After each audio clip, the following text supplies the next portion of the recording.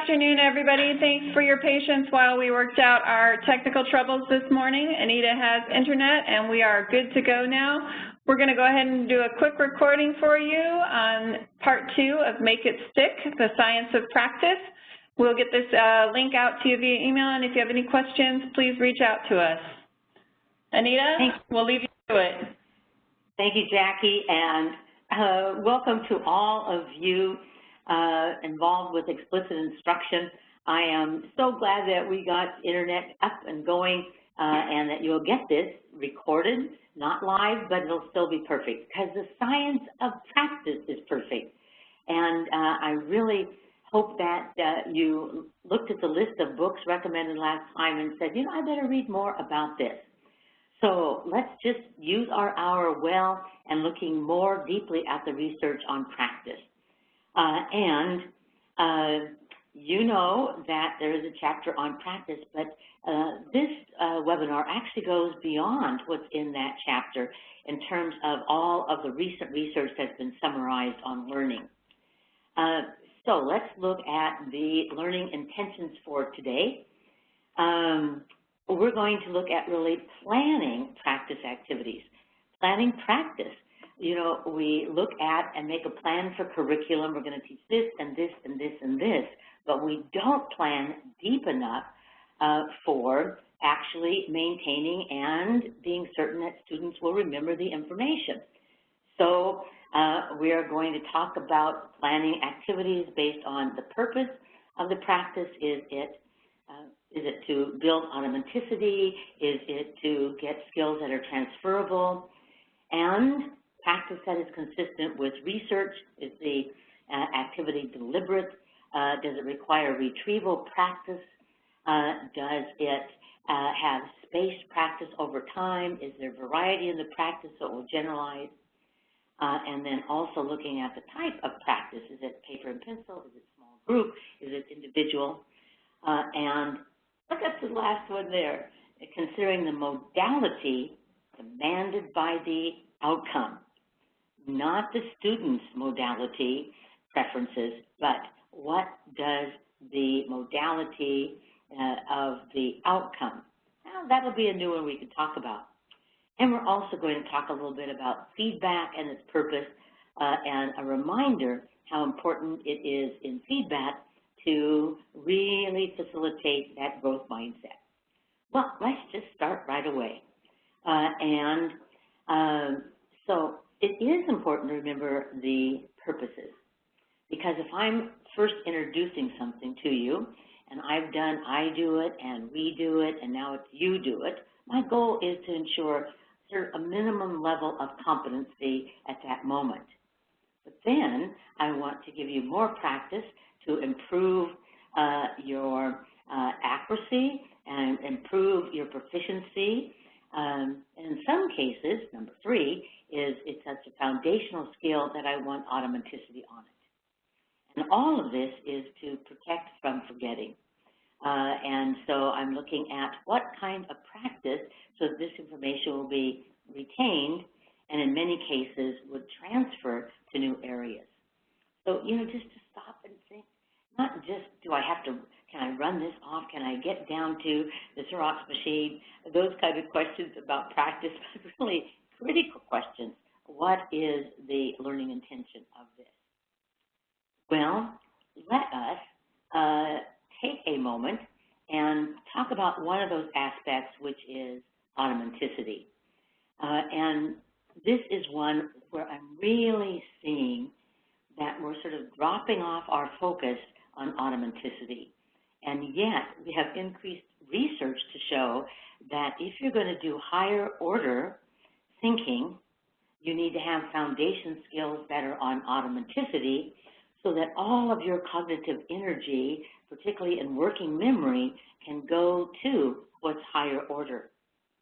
Now, we already know that and have focused on that in reading. We know that from many studies that if I am a fluent reader and have not just accuracy but appropriate rate, that it allows my cognitive energy to go to comprehension. And that is critical for us to remember. It requires less attention. We can put all of our attention on comprehension. But let's just remember that this is also true of math facts. So I'm going to read. When I stop, you read. Students who recall their basic facts accurately and quickly have greater cognitive resources available to learn more complex tasks or concepts.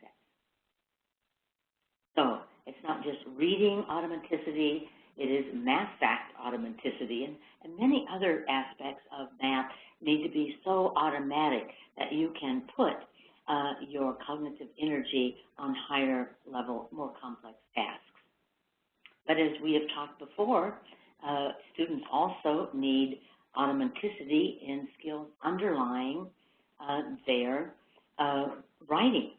And so this is a study that some of you are familiar with, and I'll just remind you of it. A study done in the UK with students in 5th and 6th grade. And they first measured the number of characters per minute that students could do with handwriting. And they measured the number of characters per minute that they could do with keyboarding or typing. And so they had both of those pieces of data. And not surprising, their handwriting was consistently higher than their keyboarding speed. Then they wanted to see if this difference would affect the quality of essays. So again, the question is their automaticity going to allow them to do more complex, higher order tasks? And so they gave them an essay that they had to do in handwriting, an essay that they had to do with keyboarding, and when they measured the quality of the essays, the ones that they had done in handwriting were about 2 years higher in quality than the ones that they had done in typing. And the authors concluded that the problem was when the students' keyboarding was slow and not automatic, they had to hunt and peck, that the end result was cognitive energy is going to keyboarding. Where is that colon? Where is that X? Rather than going to what do I want to say? How do I want to say it in my essays? So, automaticity. Well, last time we looked at the research on practice. And we got through 3, but not 2, of the main elements. So we're going to go back and review 3, and then we're going to look at the other 2.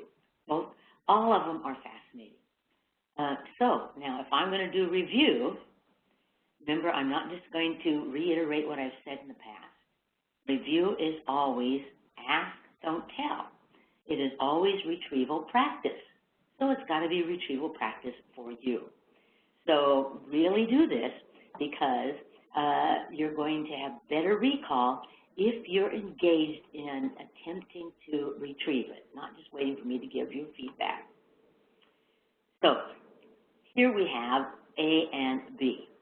And your question is, which one would be deliberate practice and why? So here we have A is deliberate practice, B is not, and you need to figure out why. So A, the teacher said, as you write your paragraph, stop and reread your paragraph to be sure it makes sense. Add transition words or phrases to make your paragraph flow. One set of directives. Or, using your paragraph plan, write a paragraph. So A is more deliberate than B. So think of why.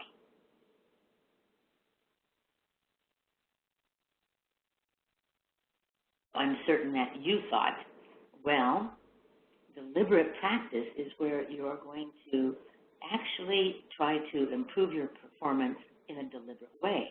And here the teacher has promoted that, rereading it to make it sure it makes sense, being certain that you put in transition words, which I've already taught you. So the teacher has, through his or her directive, made it more deliberate. The last one is just an activity. Write a paragraph.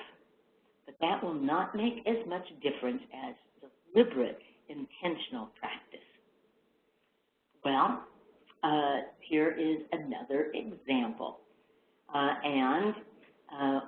This one is deliberate practice and 2 is not.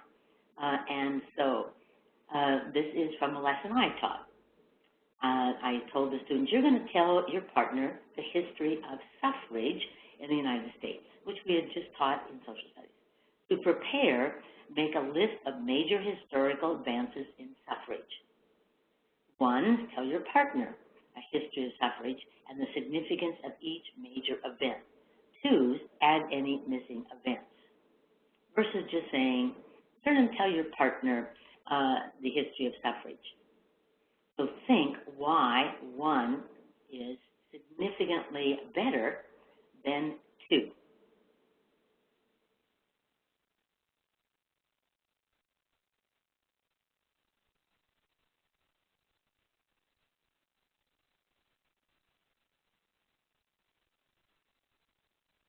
So my answer would be, well, in 1, first of all, it's more deliberate to plan, because then that's going to require also more retrieval practice. The teacher didn't say, look back in your book and make a list. The teacher said, make a list of the major advances in suffrage. So they have to think about it. And this would presume that they had been taught it to some level of mastery.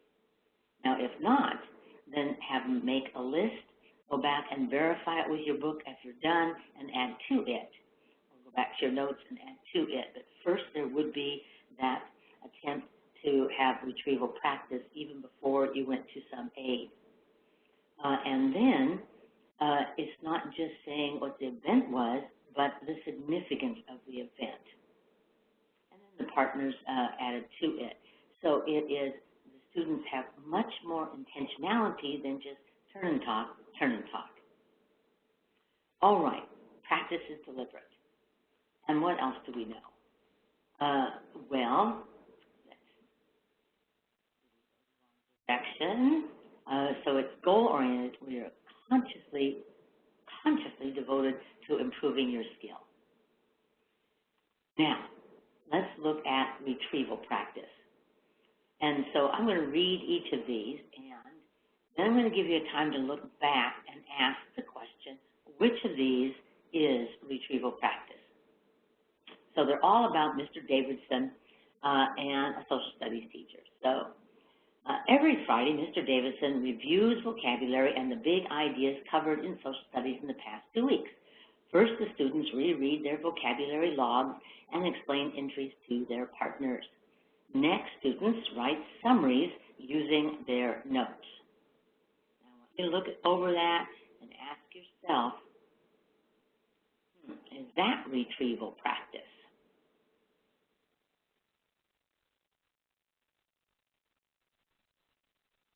Sounds good, doesn't it? Because we're going to go back and review it, and they're going to reread their logs and explain the entries to their partners. They're going to summarize it. But they don't have to actually retrieve it. So the log is in front of them, and so they explain it to their partner, but they don't have to retrieve. They don't have to have that effortful practice to determine what the meaning is. And then they write a summary. Now, writing a summary is a very, very good thing to do, but they're using their notes. Now, I would think that's totally perfectly acceptable to have them take out the notes and write a summary. But it is not going to be the kind of retrieval practice that leads to their retention. It might be a path of learning, and then I might ask them questions that they have to retrieve what they wrote in their summary, but in itself, it's not retrieval practice. So let's look at the next one. Every Friday, Mr. Davidson gives an open book quiz. The first items involve use of vocabulary within the context of social studies. The remaining items focus on the big ideas and their significance in history. The quiz is graded in class, augmented with class discussion. Okay, so I want you to reread it and ask yourself, is it retrieval practice? Why or why not?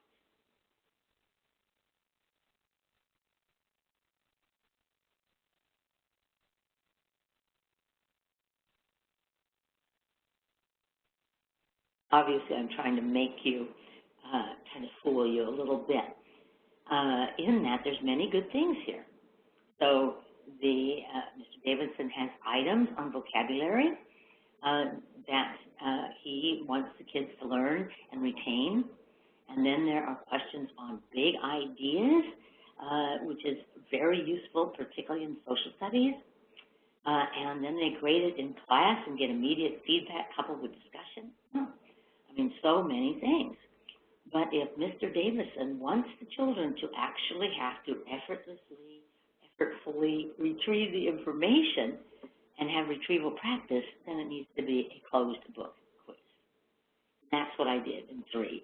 The big idea is everything is the same except the book is closed. Will it be more difficult for kids? Yes. Will they learn more? Yes. Will they retain more? Yes. Will they like it more? No. Will they remember it longer? Yes. And so there is some great benefit of having a closed book test because of what? Retrieval practice. Well, we also just looked at retrieval practice and the benefits. And so if I just do retrieval practice, where you have to retrieve the information and had to put a little effort into it, it is going to have learning and you're going to have more retention. And if it takes a little bit more effort, there's stronger learning and stronger retention. And if I space it over time, more learning and more retention. If I repeat it and we come back to it, more learning and more ease of retrieval. And if I give you feedback on it, more learning. So that third example would get all of these benefits. Well, let's look at another thing that we talked about last time, best spaced practice. Now, again, we're going to go item by item. So Ms. Anaba introduces vocabulary for passage reading each Monday. At the end of the session, she and her students reread the words and their definitions. So would this match what we talked about last time in terms of spaced practice? Well, one good thing was at the end of the lesson she went back and she didn't have retrieval practice, so they just reread the words and definitions. But she went back and reviewed. But there's no indication that she went over it the next day or the next week or the most difficult ones even much later. So definitely not the kind of optimum spaced practice. Okay, so see if this one's any better and why. Ms. Anaba introduces vocabulary for passage reading each Monday. The next day, she reviews the vocabulary for 5 to 10 minutes in which students listen to a definition and determine the matching word listed on the word wall. On Thursday, Ms. Anaba repeats this activity with other words. Each Friday, the students play a game focusing on difficult words for the current week and past weeks. Thought of how does that match the research on spaced practice?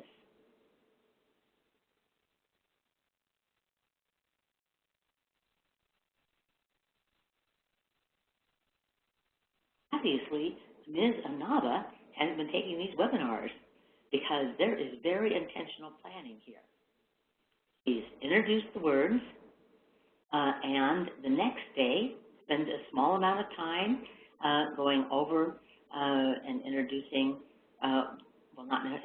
going over words and definitions using retrieval practice. And then on Thursday, she repeats it with other words. And then on Friday, they focus on the difficult ones from this week and the past. Almost like a perfect plan, a doable plan, but perfect. Well, in the last one, simply doesn't have the same kind of distribution. But number 2 here is the kind of goal that we might have for spaced practice. Well, what did we not get to last time? We did get to spaced practice, and as a reminder that if we space it over time, even if we kept the amount of practice the same, kids would remember more. And I am certainly seeing that myself as I am trying, when I'm learning things, to use spaced practice and finding more retention. So try it out in your own life. Right now, I just got my new Apple Watch, and there's all kinds of things I can do, but I'm trying to space out my practice and my learning of it so that there's going to be more retention. So I didn't learn everything. I learned some things, and then I went back and practiced it a little bit more, and then learned more and practiced it until I'm going to be very cool with my Apple Watch. Well, let's move on to varied practice. This is one we didn't get to, but it's also critical. Varied practice refers to the use of a variety of practice tasks so that the performer is confronting novel examples to the to-be-learned information. And so let me just use some examples here. So this is actually from a first grade program. And the students are working on decoding. And on day 1, they have man, pan, fan, can, ran. Day 2, ran, ban, can, dan, fan. And day 3, can, jan, man, dan, tan. And number 4, van, ban, jan, fan, and ran. Well, not a lot of variety there. And also, they're not reading other words except with this final phonogram, an, and there's no indication of reading it in sentences, reading it in passages. So let's just look at what a variety of practice might indicate. So here we have some words that have more variety. So the first list is at and am and sam and fan. More variety, and they're also going to, the asterisk words, they're also going to hear and write down, and they're also going to read sentences with it. And the next one, same thing, variety in the words, sentences to read, and also they're going to spell them. And the same thing with day 3 and day 4. So this would take more cognitive energy. Yes, but that is not bad. If I have to put more energy on it, if I have to think about it more, if I have to make more discernment, much more possibility of digging deep neural pathways and making discriminations also. We actually have to look at the letters here versus here, I won't have to look as closely because at least Anne is there every time. So more variety. Well, let's look at another example. This one is, both of the non-examples were taken directly from programs. So here, the teacher is teaching the fact that when you have a vowel consonant E and you want to add an ending that begins with the vowel, you drop the E. And so we have baking, breaking, making, and breaking. No variety at all. Not a variety in terms of the ending of the root, not a variety in terms of the endings, the first letter of the endings. And so we might instead have ride plus ing, yes. So you're going to drop the E in because the ending begins with a vowel. But then the next one we have famous. And so we're going to drop the E there. Now, we can even add to this by adding some non-examples. So we have exciting and excitement. Variety. Variety here makes you think, makes you have more discernment and much more possibility of generalizing it. So we think, oh, making it easy, won't that be good for our kids? Well, sometimes we make it so easy they don't have to really think and make a discernment, like, is this what I need to use this rule? So we need that variety. Well, there's another kind of variety that is called interleaving in the research.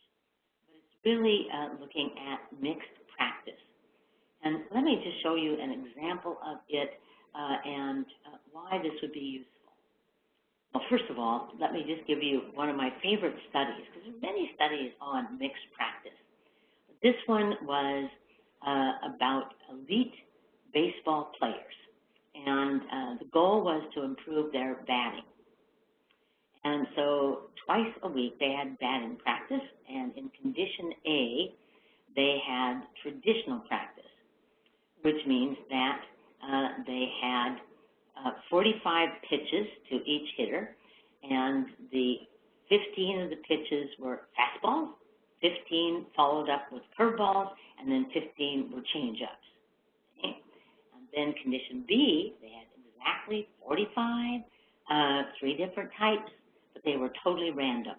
So it might go fast, fast, curve, change up, fast, fast, curve, change up, change up, change up, totally random. Now, the results, however, were not random. The mixed practice of players displayed markedly better hitting.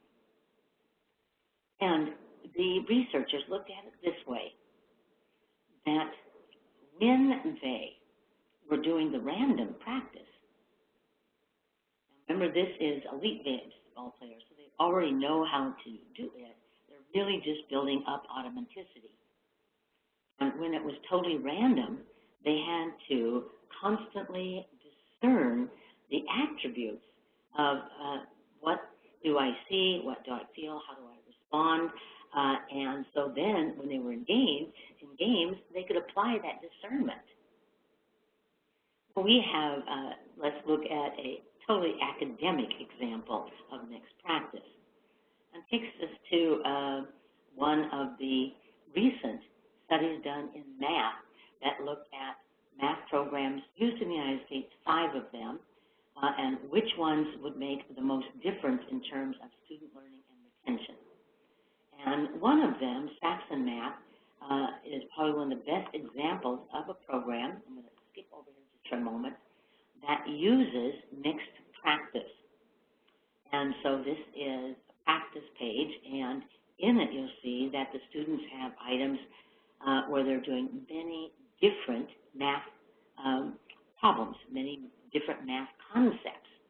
And so that sort of an example of cumulative review, but mixed cumulative review. So that, yes, it's a little bit harder because we haven't had maybe fractions for a few weeks, and we haven't done time telling, but I have to make a discernment of what strategy to use, and I have to think of all of the attributes I'm going to need in order to do that. So, boy, isn't it interesting that we need to pay so much more attention to these attributes, what research is telling us about practice that leads to learning. The best of all worlds, we would have publishers would do this perfectly. But since they don't, then we have to think about it. And so we can use what's in commercial materials, but we often have to augment it in order to match the research that leads to retention. And learning is the goal here. So retention is critical. We often think of practice as paper and pencil tasks, but it doesn't have to just be that. It can be. Some things are perfect. Like if I'm doing math operations, it's perfect. If I am writing sentences, yay, paper, pencil is perfect. But they also can be practice activities embedded in group instruction, like that quick review of vocabulary, or going back over significant facts that we've learned in science, embedded right into the instructional lesson. In some cases, it could be done with ear. So we might have students dictating spelling words to each other. We might have middle school students who practice their vocabulary word together. Or certainly it could be a computer-based practice that the students are involved in. So we have to think of the purpose and the practice and the research in order to have like a plan for. And so here is sort of the thoughts about having a plan. And so asking these questions. I'm going to go over these and give you many examples because my hope is that with your teams that you'll be actually sitting down and doing this for different aspects of language arts, doing it for some big ideas in social studies, looking at the most critical concepts and facts that we want students to retain in science, looking at what we want students to have as foundation skills in math to automaticity, and what skills and strategies we want them to have, and how are we going to practice it over time so that they recall it. We do not start thinking about this, then we're putting all this energy into initial instruction and not into retention and learning. So here's what I would suggest that you ask as you work with maybe the third grade teacher. What are we going to do to be certain that the students retain the vocabulary we're teaching and reading? What are we going to do in fifth grade to maintain the skills that we want the kids to retain in math? What are we going to do in high school algebra to ensure that the students really are just exposed to algebra but master it? So, first of all, we ask ourselves, do we have a plan where the students are going to practice things to a high level of mastery and accuracy? So we want students to have retention of it, and we want them to have accuracy. And for some skills, it's important that it go beyond accuracy to fluency or automaticity. And then, have we embedded in it deliberate practice, retrieval practice, when the students have some mastery, and do we have it spaced over time, and is it varied? All right, now these are all examples of people that I've sat down with, and we have looked at their current program, and then we've said, does it have spaced practice? Does it have varied practice? Is the goal here accuracy and enough practice to take them to consistent accuracy? Is the goal automaticity? And designed a plan. Some of the plans were as close as we could get to perfect match to the research, but the goal was to significantly improve on what their current practice was. So let's look at a few of these. And I'm going to come back to this because I just one thing, and I want to come back to this in just a moment. So I'm going to have you look ahead. So here was a decoding example. And in the program, sat down, and in the program they teach letter sounds, and they use a keyword and a poem. And so when they introduce it, there is a word that goes with the sound, and then it's introduced with the poem. And then they have target words that they're going to read that include that element.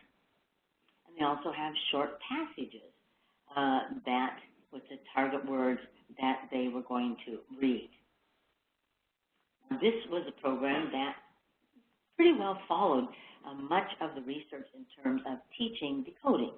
Letter sound associations, put them into words, have decodable passages. But it didn't have infused in it the type of retrieval practice review that might make a difference in retention. Do tweaks. And so, looking at and that we designed.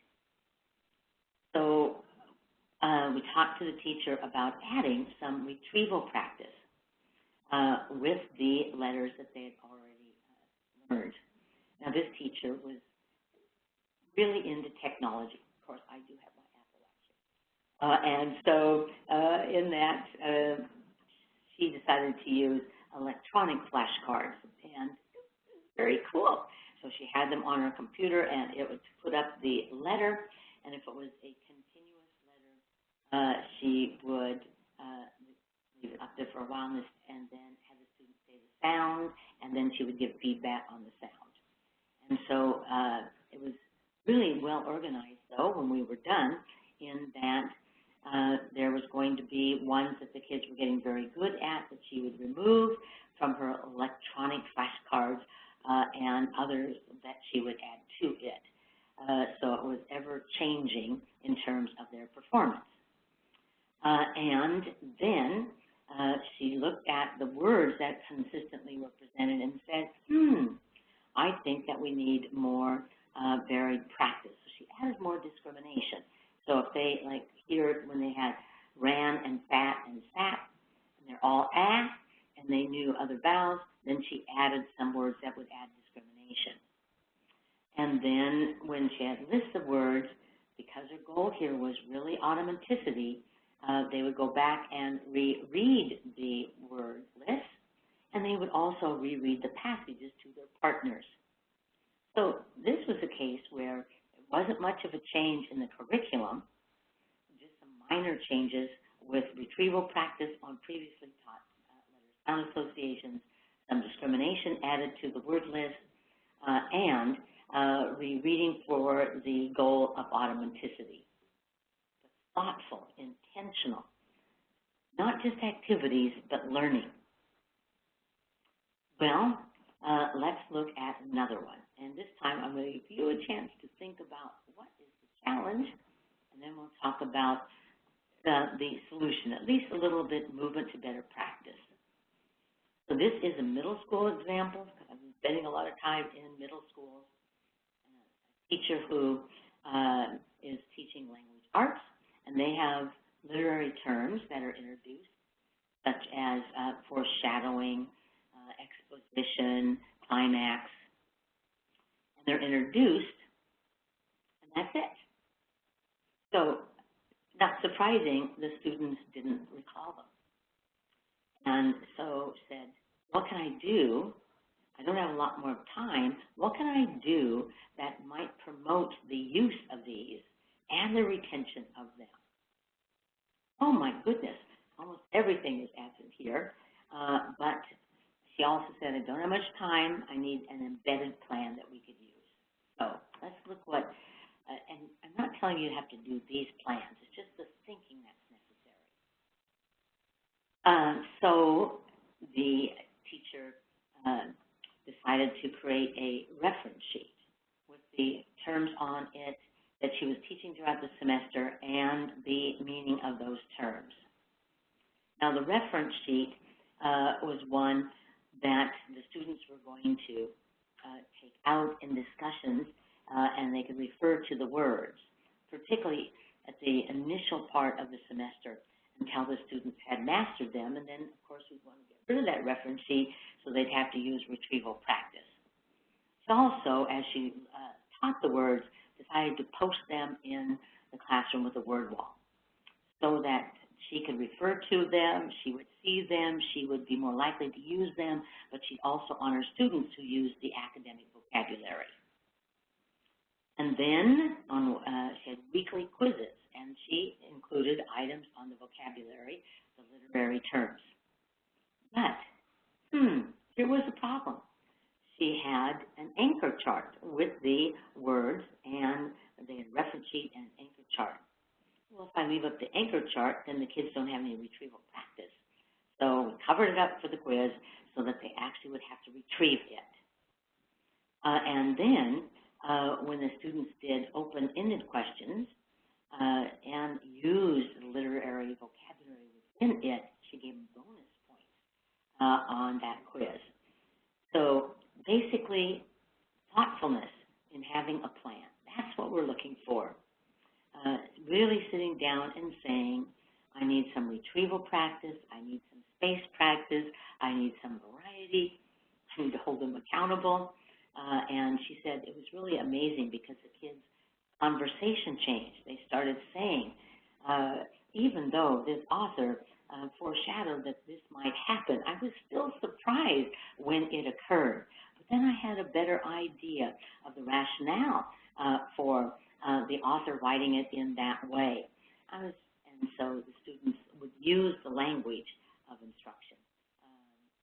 Well, let's look at a few others. Now, I'm going to actually give some for you to look at just because of time. Let's go over to a math example. All of these you'll resonate with because they're real examples. So a math teacher had a math book that had 15 units in it. And the lessons, each lesson had a few 4 to 6 items for guided practice after modeling. Okay? So that these were items that the teacher was going to do with these students. And then the book had 10 to 15 practice items that they were to utilize on that new skill. So there were some items that the teacher used to introduce it, there were some items for guided practice, and then there were items for practice. And then there were 5 to 10 problem-solving items where they would use that target skill. And then at the end of each unit, they would have items that went back and reviewed what they'd covered before. And so what the teacher was finding, though, when they got to that unit exercises with mixed problems, the kids weren't doing very well. So again, the question was, I'm teaching it, I'm teaching it well, even, but the kids aren't necessarily, and it shows up on the problem with the unit test. What might we do? So we brainstorm.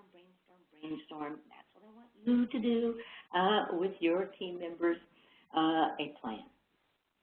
And so this was the plan. Now, it looks long, but actually the plan is pretty straightforward.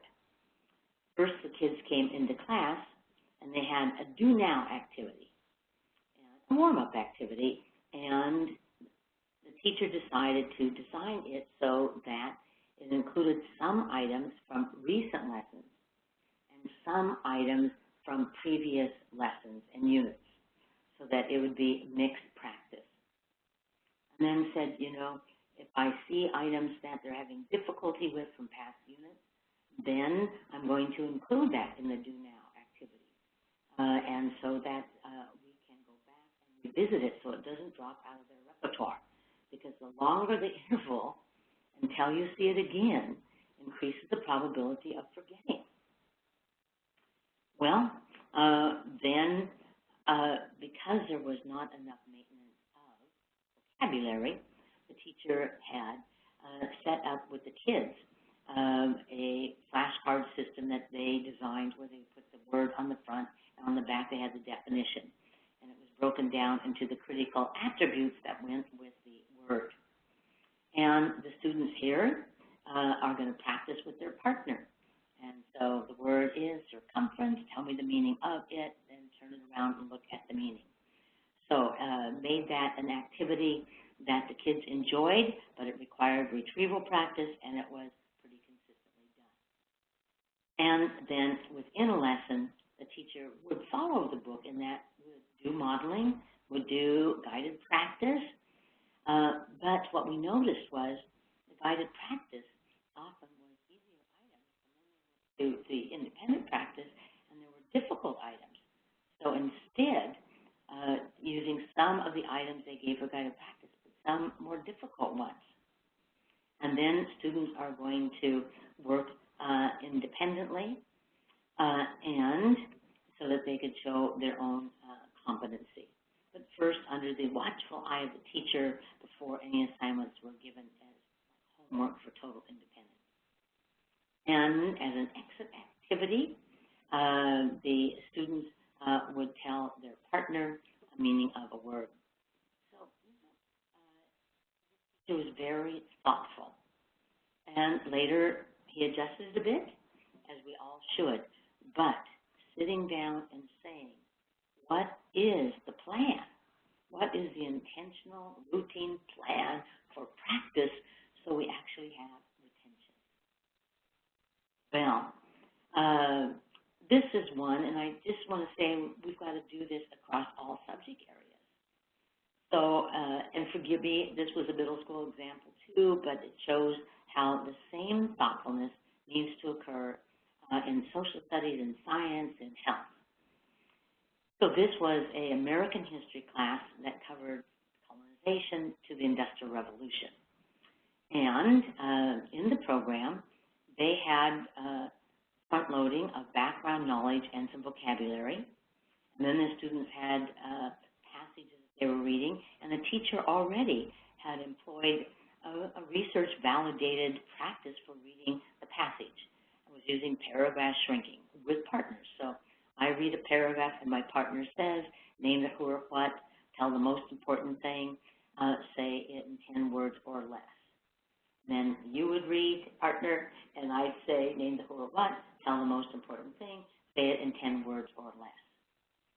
And after they read, they had questions that they answered, and they did it through Retrieval Practice, and then they had a discussion, and then they responded in writing. And then at the end of a chapter, or if it had 3 related chapters, they'd have a quiz.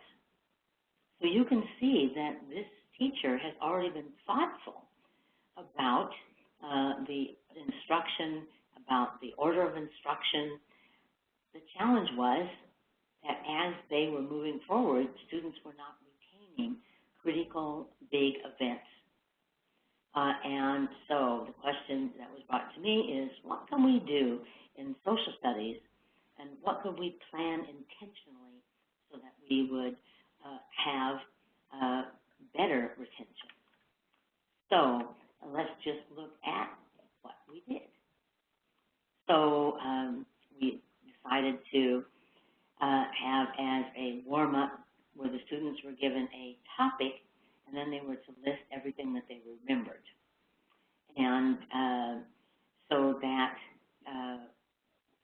any day that they walked in, they'd have a topic, and they would list what they remembered. So they had that retrieval practice. But also, when they finished big events, they put it into a common form. What was the conflict here? What were the actions taken? And what were the outcomes? So that given any major event, the students would have a structure. What was the conflict? What were the actions of the parties involved? What were the outcomes? And then the teacher said, well, you know, part of it is I want them to have a picture of American history. And so put up a timeline, and twice a week, just for a short period of time, we would go back and do retrieval practice. Here's an event, and think of the conflict action outcome, and tell your partner. And so that the students could see it in relationship to other events, but they always had the support of looking at it in terms of a big idea in social studies, conflict action outcome. Thoughtfulness, that's what we need, intentionality and thoughtfulness. Not just getting through the day, but really attending to it. Well, I want to go back to these slides for just a minute. Go back. I put this in because I was sent a question that said, when we design practice, shouldn't we consider the learning styles of our students? Well, it is useful for us to go back and touch upon the research in this area. So all of us are sort of familiar with the theory of learning styles. The hypothesis is that students have a preferred way of receiving knowledge. Maybe it's visual, maybe it's auditory, maybe it's kinesthetic. And that really we should design the instruction and the practice to match that cognitive style, because they're going to learn better if the instruction matches their visual style, their auditory style, or their kinesthetic style. And boy, this theory has been around for a long time, so much so that many people now conclude that it is actually true. But it isn't supported by research. You get any of the books that I recommended last time, and you turn to the review of research on learning styles, and they are totally consistent summaries of research. That there simply is no evidence to support this premise. And so in a review of every study that has looked at this, they have not found that we can identify a particular learning style, and that you do significantly better if that style is used. But here is something that is significant, and that is, what is the modality demanded by the subject? That is critical.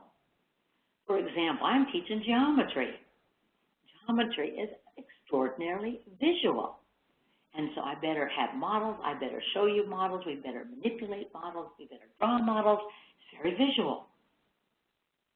But poetry, on the other hand, is verbal. I need to hear it. I need to see it also, but I need to hear it. So modality of visual auditory is not something that we should say, we should be thinking about for each individual student. Rather, visual, auditory, and kinesthetic is a modality that we should think about in terms of the modality of what we are teaching. Now, let's skip ahead a little bit. I'm just going over these plans again to remind you this is sitting down and working with your group and getting plans. And you're just going to be amazed that they're going to remember it. Now, if I have you practice, I'm going to give you feedback. And this statement by Hattie, I think, is so critical, though. Instruction is more effective than feedback. Feedback can only build on something. It is of little value when there is no initial learning or surface information. Let me give you a non-example. Maybe I am reading a paragraph of a fifth grader and notice that in one place they definitely should have had a colon. That would have been the best punctuation, so I add that to their paper. And that it would be useful if they would combine some sentences, and so I show them how to do that. And then I show them how they might use transitions. None of those have I actually taught, but I've added it in the feedback. And, you know, it would have been better for me to focus the feedback on what I've taught them and their performance related to those outcomes. So, focusing on that. Well, I'm going to give you feedback, and it's useful for us to remember, again, in our training and our explicit instruction, the goal. Here is the task, here is the student, and our goal in the feedback is to lift them up to that performance. So we want to focus on task performance. We want to be certain that it's clear that it could fill that gap. And in a timely fashion, it's given, not 3 weeks later. So those are the things that are really critical. That our feedback is going to focus on the task, clear and specific, and is fairly timely. And we can give it in different ways. This is a review from what we talked about in our initial training. That the feedback does not have to be me taking every piece of paper home and grading it at night and returning it. No, it could be self-corrections. I give you a spelling test, take out your correcting pen, let's correct it here. And that could be done right within the instructional group. I could give you a rubric for a paragraph, and you could evaluate yourself against that rubric. I could model it for the whole group and have you give feedback to your partner in that way.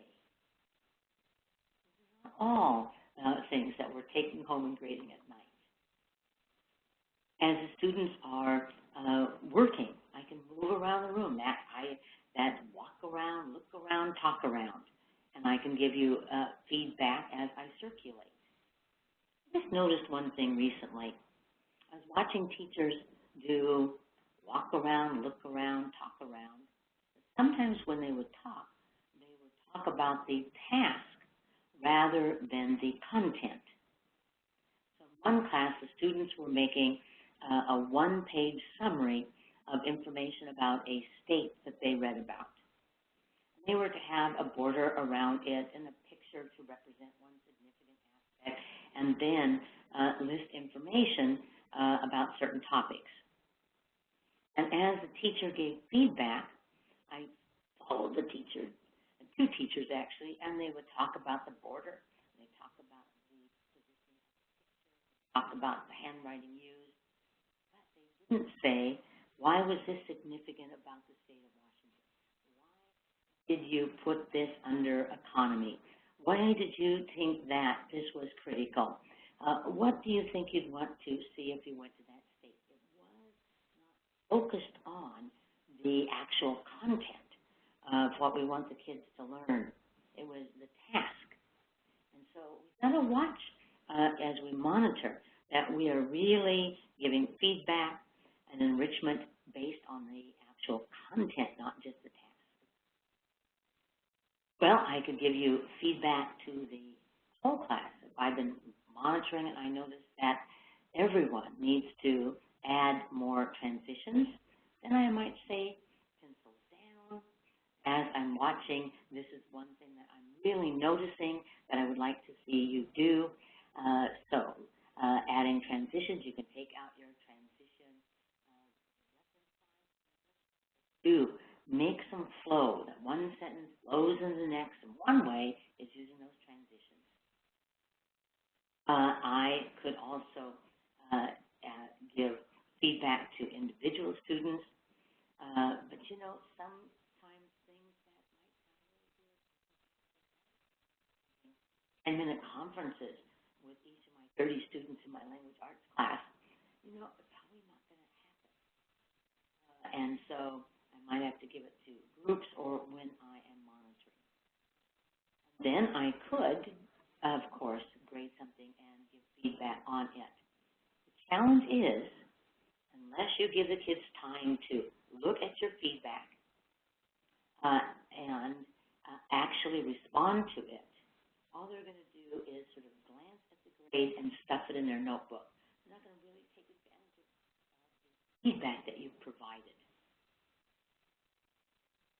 Well, I just want to remind you of one other thing in terms of feedback.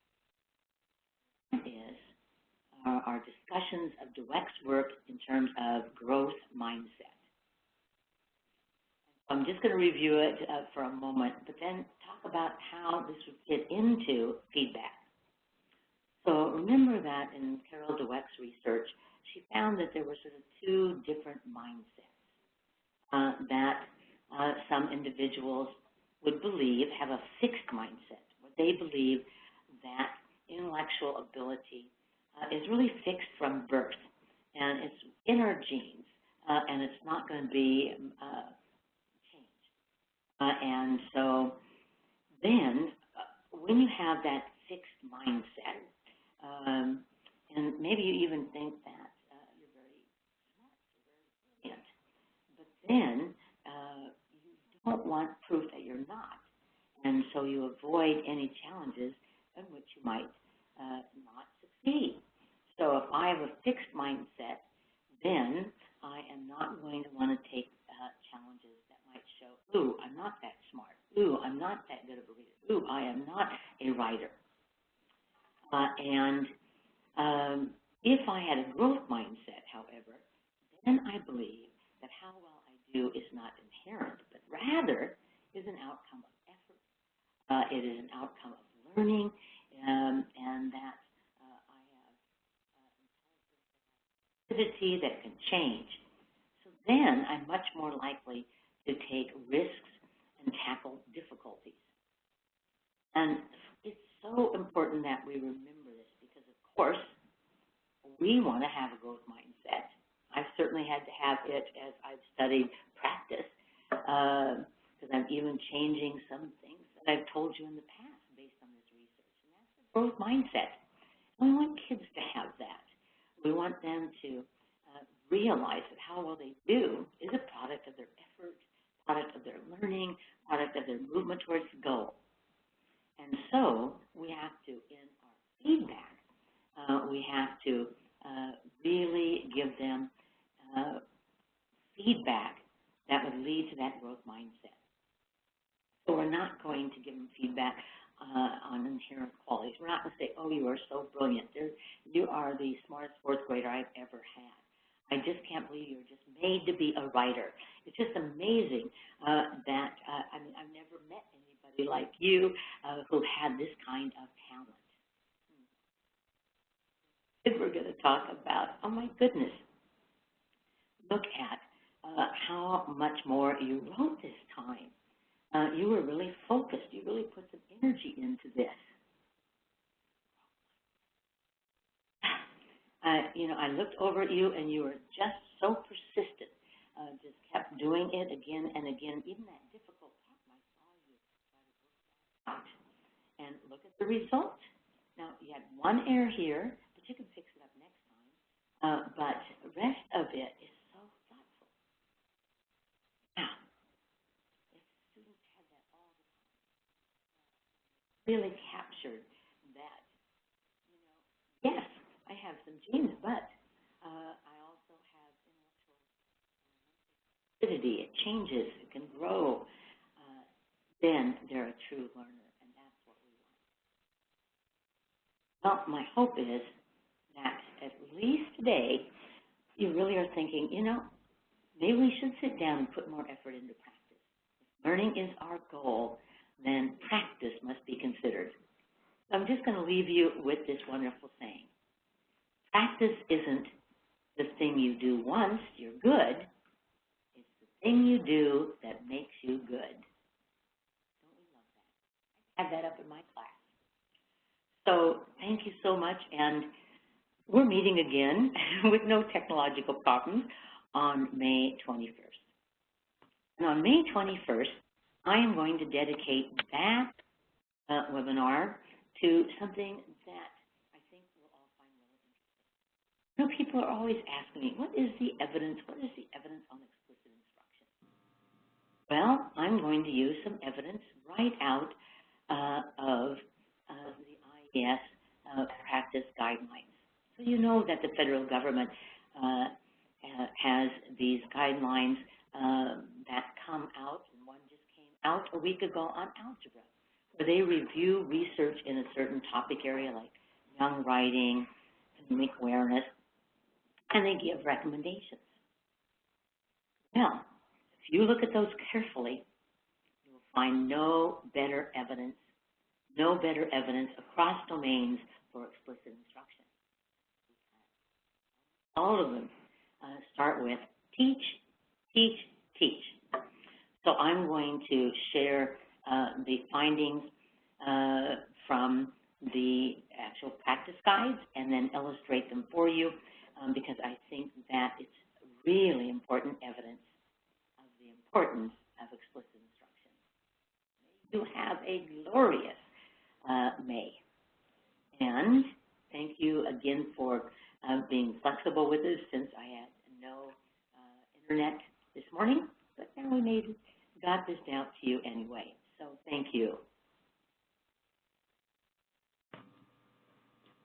Thanks, Anita. We appreciate, as always, you taking the time to present this information and reinforce these valuable skills and ideas and concepts with your group of folks that you've trained. We will meet again on Thursday, May 21st at 10 a.m. for the next webinar.